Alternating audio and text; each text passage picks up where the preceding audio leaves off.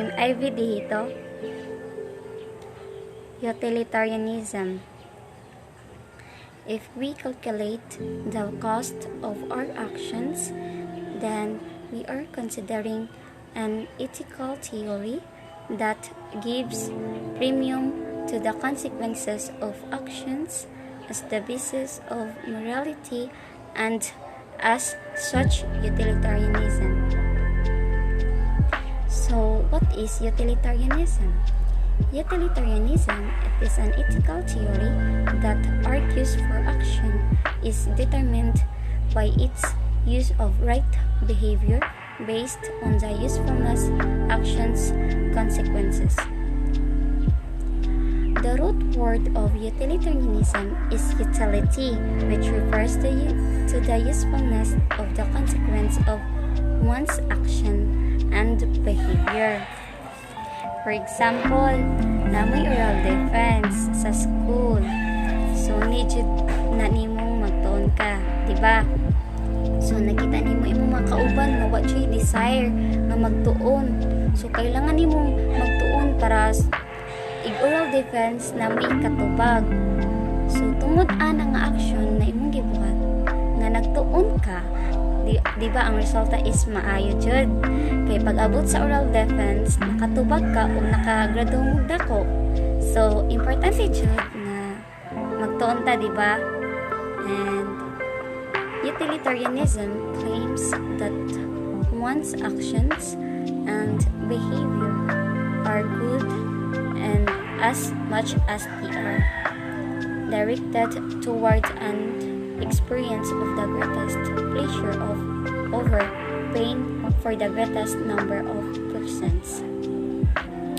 When directed toward making social, economic, or political decisions, a utilitarian philosophy would aim for the betterment of society as a whole. For example,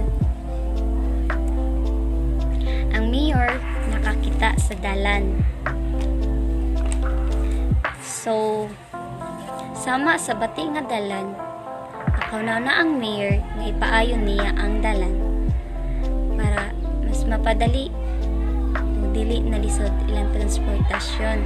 Ug kini nga action nga iyang gibuhat is nag-growth ni betterment sa society, diba?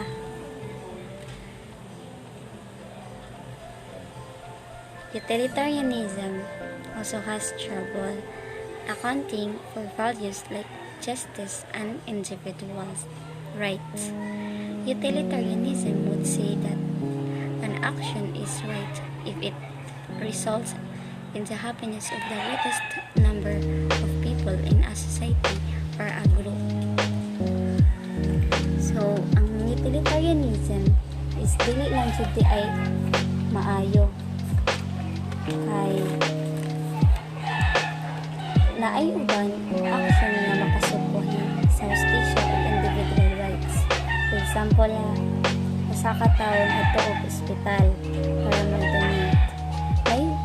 Naay ka patient na nag-need of transplant like heart, lungs, liver, o kidney. Ngayon, viewed sa utilitarianism, syempre, mas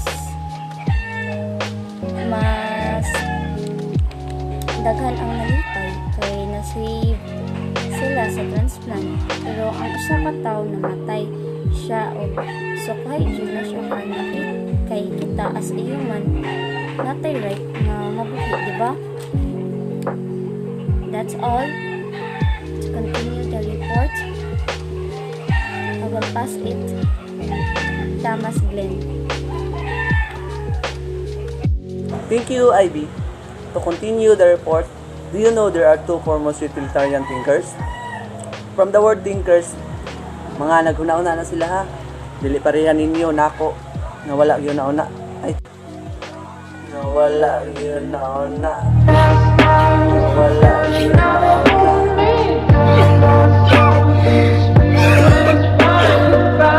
Let's continue. The first utilitarian thinker was Jeremy Bentham. Jeremy Bentham was born on February 15, 1748 in London, England. He was the teacher of James Mill.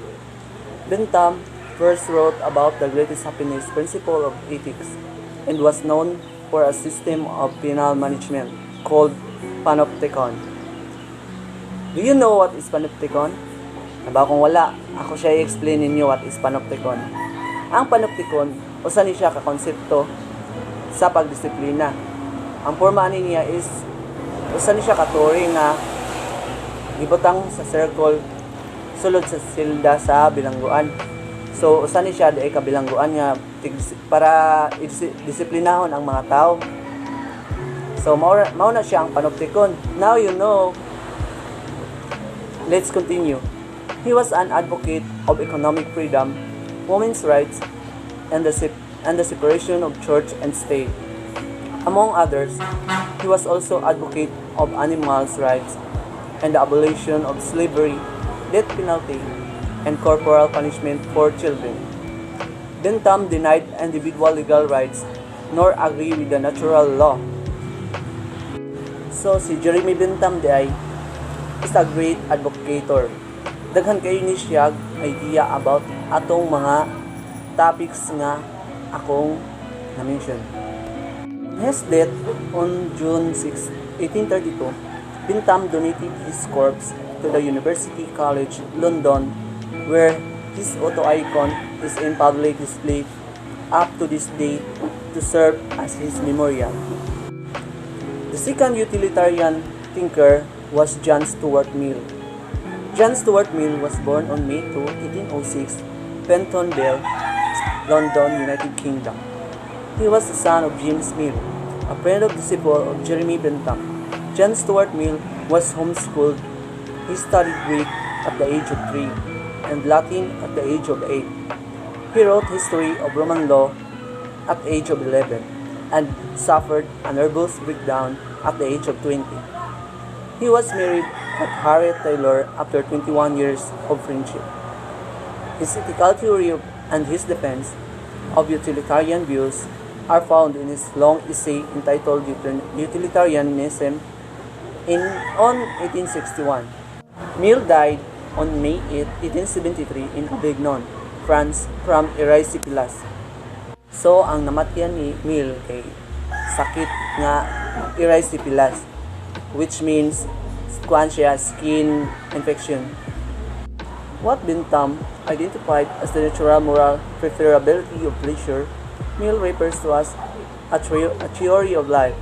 For them, the pursuit of pleasure and the avoidance of pain are not only important principles.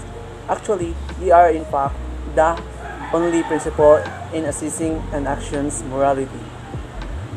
So, for Bentham and Mill, pursuing pleasure or happiness and sa paglikayan ng mga kasakit sa kalibutan kay dili lang na siya importante ani nga theory, but mao na siya ang basihan para ma-assess kung sakto ba or dili ang gibuhat sa tao. To continue the report, I will pass this to Jed. I'm Thomas Glenn Ratio. The two foremost utilitarian thinkers, Jeremy Bentham and John Stuart Mill. Jeremy Bentham was born on February 15, 1748. He was a philosopher, economist, jurist, legal reformer, and the founder of modern utilitarianism, an ethical theory holding that actions are morally right if they are tend to promote happiness and pleasure, or morally wrong if they tend to promote unhappiness and pain among all those affected by them.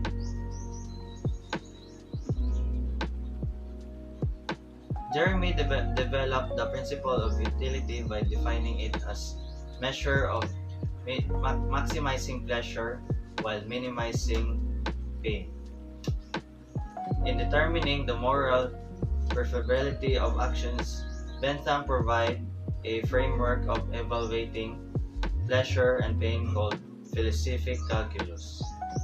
Philosophic calculus is a framework that calculates the pleasure that someone actions can produce It also allows the evaluation of all actions and their resultant pleasure. Jeremy Bentham was an English philosopher and political radical. He is primarily known today for this moral philosophy, especially his principle of utilitarianism, which evaluates actions based upon their consequences. The relevant consequences, in particular, are overall happiness created by everyone affected by the action. Bentham developed an ethical theory grounded in largely empiristic account of human nature.